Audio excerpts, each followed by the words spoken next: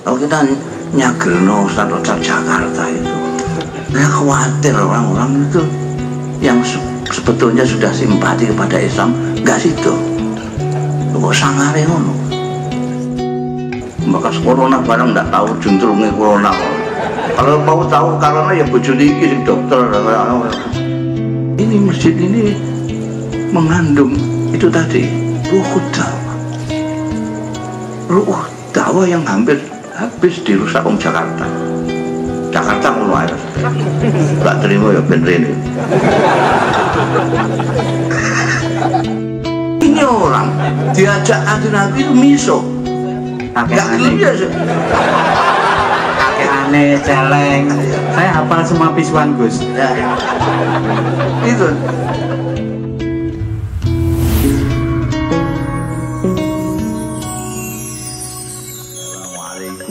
Warahmatullahi wabarakatuh.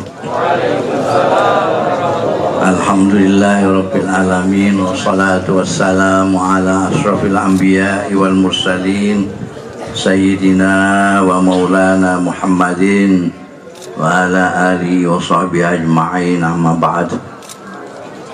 Hadaratil afadil sadatil masyayikh wal asatidzah al aizza, para sepuh, bini sepuh, sesepuh, ibu-ibu, bapak-bapak, saudara-saudaraku sekalian yang saya cintai, rahimakumullah. Alhamdulillah wa syukurillah, saya diperkenankan Allah untuk sowan panjenengan semua di depan Menara Kudus ini dalam rangka taksis masjid dan Menara Kudus ini sendiri. Mudah-mudahan perjumpaan kita dalam majlis yang baik, dalam rangka yang baik, mendapat ridho dari Allah Subhanahu wa Ta'ala, manfaat dan barokah fid dini wa dunya wal akhirah. Ini tadi Kiai Jadul sampai Kiai Chandra tadi kok tidak disebut mau'izah, saya disebut mau'izah sendiri. Nanti bisa menimbulkan kecemburuan. Mus menamakan dirinya sufi barang, sufi Mbah Kasbi Syarah.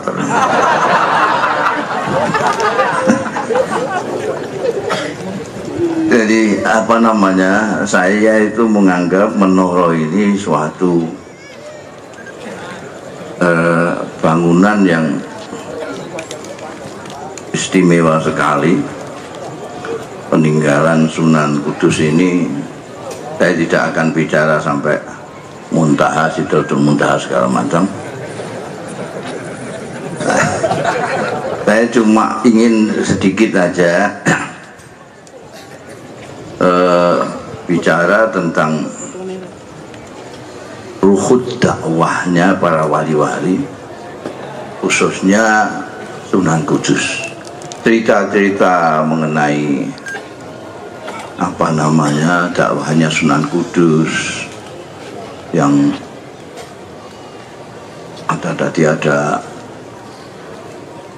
tidak nyembelih sapi barang itu saya masih kecil sudah kerungu, sudah dengar saya sebelum Pak Chandra mari cerita, saya sudah dengar. Saya sudah diketahui semua. Itu semua adalah cuma sedikit dari fenomena bagaimana dakwah dari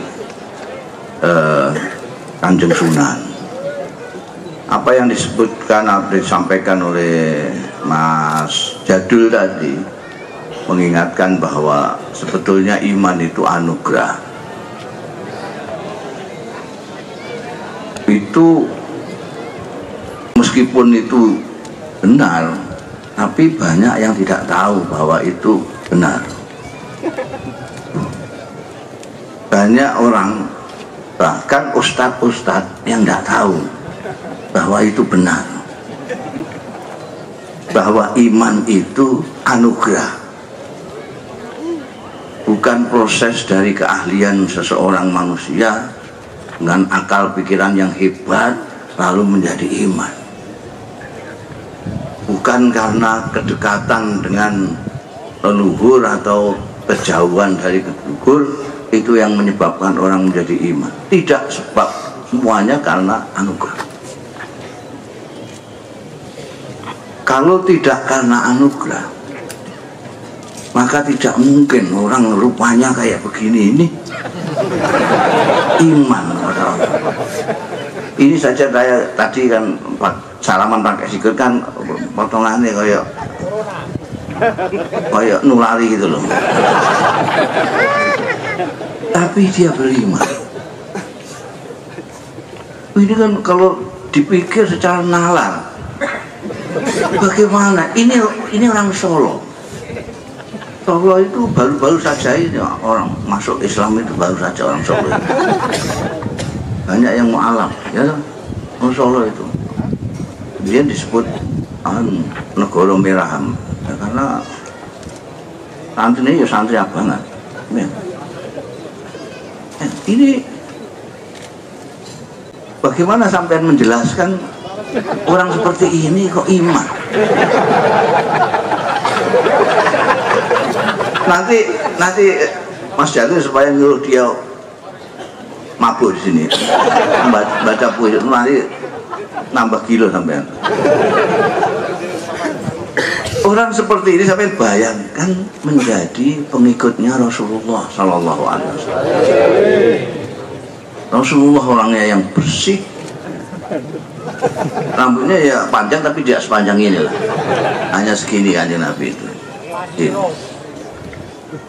Orangnya bersih, putih kemerah-merahan. Ini kulitnya sawo bosok.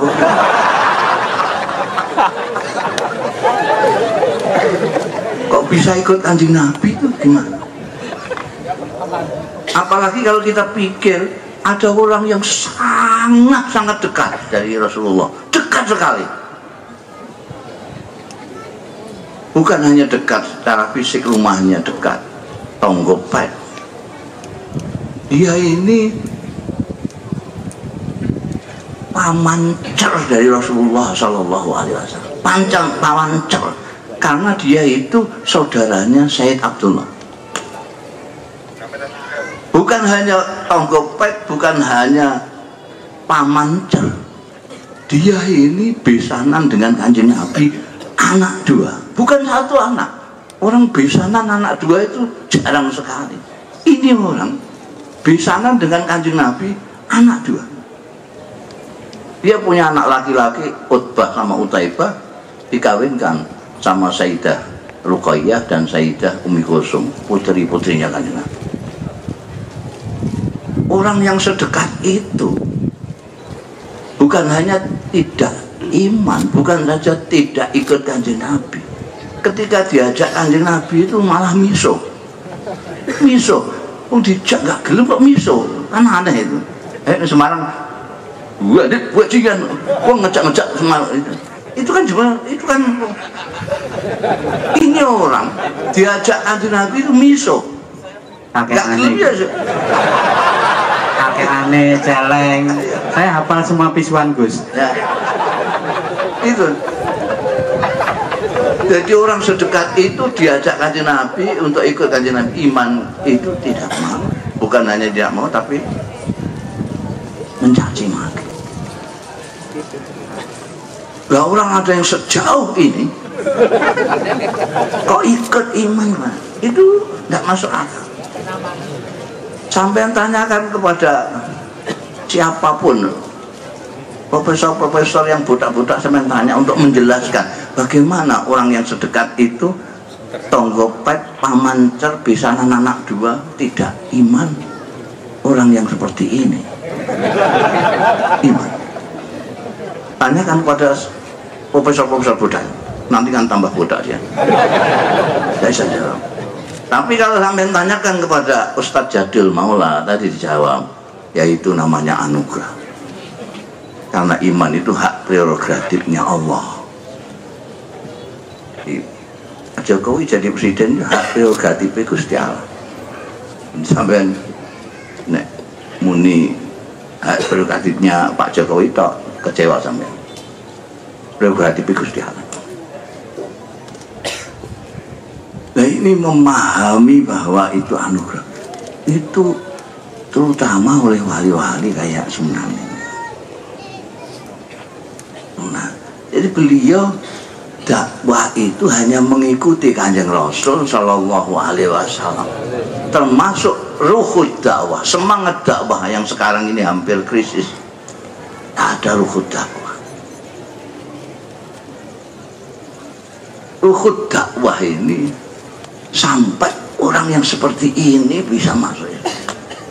Ini karena ruhud dakwah. Orang beriman itu Allah, tapi upaya-upaya yang dilakukan oleh Kanjeng Nabi Muhammad Shallallahu Alaihi Wasallam itu diperintahkan oleh Allah, sehingga nanti hidayah yang diberikan Allah bersamaan dengan hidayah yang diupayakan oleh Kanjeng Rasul Shallallahu Alaihi Wasallam.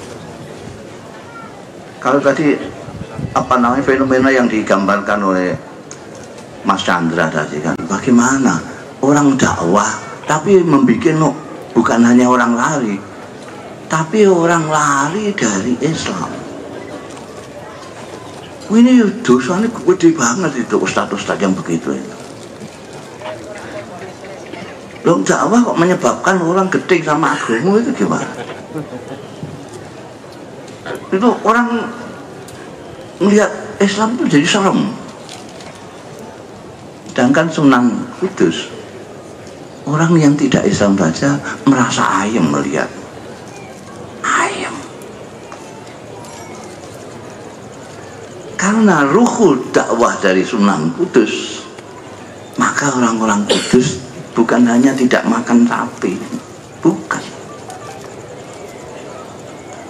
Tapi mi'raj kabeh. Mi'raj. Sing orang mau siji loro. Mi'raj kabeh. Mandiri kabeh, mi'raj kabeh. Tadi disebutkan sholat itu mi'rajul mukmin. Jadi orang Kudus mi'raj semua. Siji loro sing gak mi'raj. Dan orang Kudus tetap mewarisi semangat dakwahnya Sunan Kudus. Mulanya Kiai Najib barang itu ya macam-macam yang dilakukan itu, tidak hanya mau izuh hasanah, fatwa, tausiah, hal-hal yang sebetulnya sudah bosan saya. Yang ono ya ini mau izuh hasanah ya tetap ngono ae.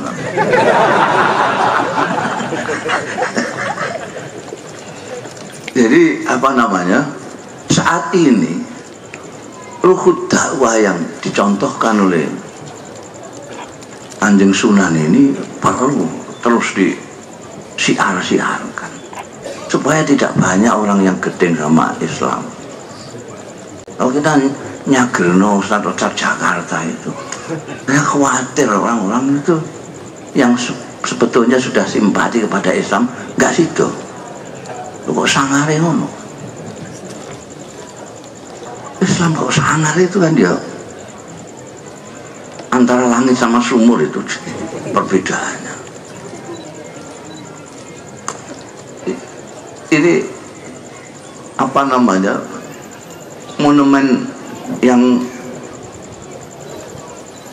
ini menara ini yang tadi dimaknani macam-macam itu. Dimaknani macam.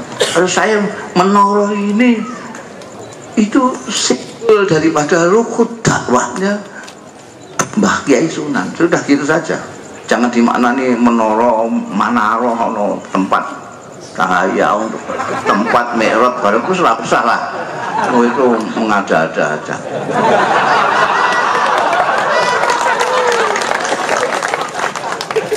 Menara ini itu simbol dari ruhud dakwah Islam yang sejati. Coba sampai sekarang kalau ada orang sekarang yang berani bikin menara seperti ini di Indonesia, ayo coba, ingin tahu saya. Nanti kan ada demo berjilid-jilid.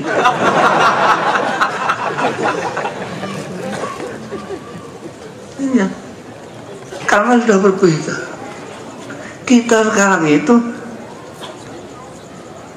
ditunjukkan oleh Gusti Allah fenomena-fenomena yang luar biasa. Ada orang yang mengajak kebenaran tapi dengan keburukan. Ada orang yang amar ma'ruf tapi dengan mungkar. Ada yang nahi mungkar tapi tidak tahu mungkar. Oh, ini luar biasa.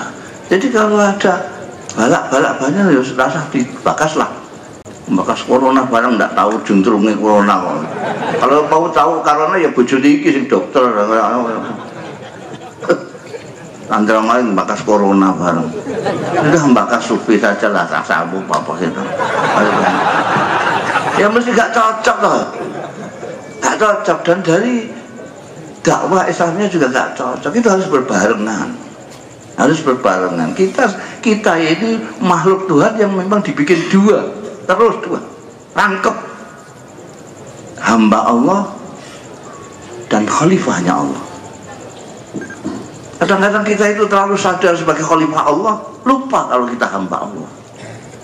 Ada yang hanya sadar hamba Allah, lupa bahwa kita diangkat sebagai khalifah Allah. Kita itu harus dua. Kita melakukan ikhtiar, tapi juga memohon kepada Allah. Itu tawakal. Tawakal itu ikil, buat tawakal. Sepeda motor kunci, titipkan penitipan, baru tawakal kepada Allah. Sepeda motor tidak sampai kunci, tidak sampai titipkan, terus tawakal, amblas. Makanya Gusti Allah itu penitipan sepeda motor. Ikhtiar. Dan kita sudah benar, menurut saya sudah benar, tidak usah dikritik-kritik lah, sudah benar. Kita sudah ikhtiar, ahli-ahli kesehatan sudah memberikan pengarahan-pengarahan, dan kita berdoa, ya sudah benar. Kalau mengandalkan kemampuan kita sendiri, kurang. Harus mengandalkan ikhtiar juga Gusti Allah. Makanya banyak itu dari lulusan IKIP atau Fakultas Tarbiyah, banyak yang datang ke saya, Kakuati nih, sudah mendidik anaknya sesuai dengan teori-teori pendidikan. Anaknya tetap mendelul terus. Ya saya bilang, karena kamu, Tuhan itu kalau kamu merasa mampu, ya sekolah pun, orang gue mampu. Nah kalau kamu minta tolong sama Tuhan, dikasih tolong. Dan minta tolong ditolong. Dan biasanya orang yang sudah merasa mampu ini lalu tidak merasa perlu minta tolong, termasuk minta tolong kepada Gusti Allah. Ya salahmu sendiri. Nah ini. Jadi sekali lagi saya menganggap bahwa masjid yang paling saya senangi itu masjid sini. Bukan karena namanya Masjidil Aqsa, bukan, tapi karena menoranya aja. Menoranya ini unik. Jadi kemarin ada yang mau bikin buku tentang peninggalan di Indonesia. Ini ada gambarnya menara kecil. Saya disuruh kasih pengantar buku. Ini gede nosek. Gambar ini gede nosek, aku lagi gawe. Nah, ini gak benar. Ini lebih besar dari Masjid Kauman Semarang misalnya, masjid mana-mana. Ini masjid ini mengandung itu tadi ruh dakwah. Ruh dakwah yang hampir habis dirusak Jakarta. Jakarta ngono ae. Gak terima ya ben rene. Oh itu ya Allah, sampai kalau dengarkan itu dalam dakwah kok seperti ngamuki wong terus saya.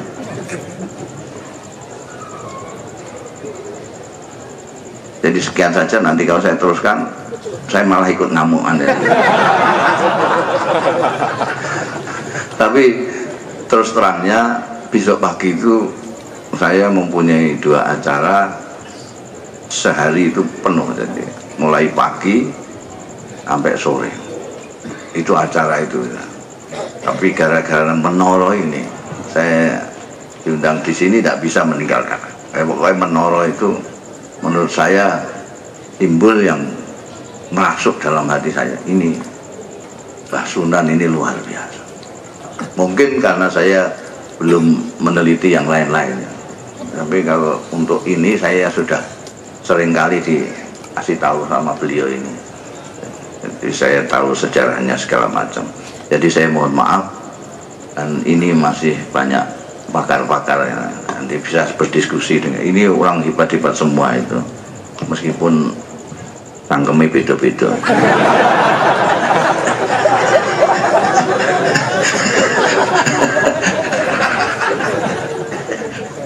Terima kasih Mas Jalil, saya dikasih waktu, juga Mas Kiai Najib dan panjenengan semua. Mudah-mudahan saya doakan tetap menjadi orang-orang mukmin yang mempunyai itu. Waalaikumsalam warahmatullahi wabarakatuh. Terima kasih Mas Tajuk.